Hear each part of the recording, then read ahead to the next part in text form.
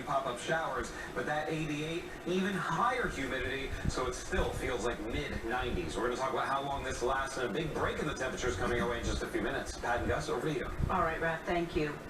Our top story this morning is a devastating one. A 10-year-old boy, 10 years old, is dead, the latest victim of the surge of gun violence across the Of a drive-by shooting, Justin did not survive. His uncle is recovering at a local hospital. Let's go ahead and show you the scene last night.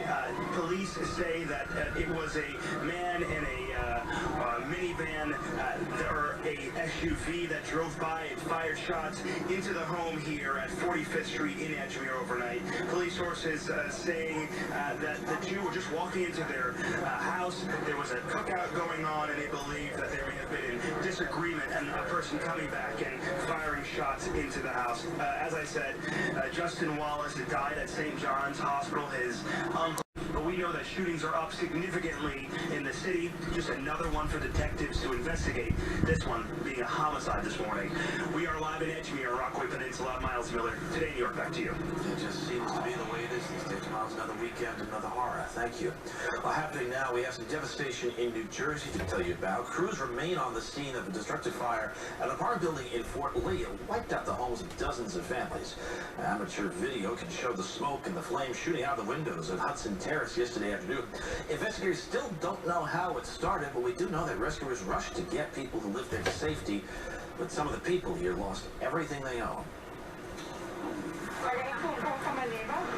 She lives in this apartment building here, and she told me, oh my God, Sherry, New 10 p.m. curfew. We're told that crowd started throwing bottles as officers tried to shut down the park.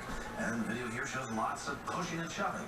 Police made 22 arrests. This is the first full weekend of this new curfew, which has been brought on by complaints about noise, drug use, and crowds. And turning now to the race for New York City Mayor, Congresswoman Alexandria Ocasio-Cortez is giving her endorsement to Maya Wiley.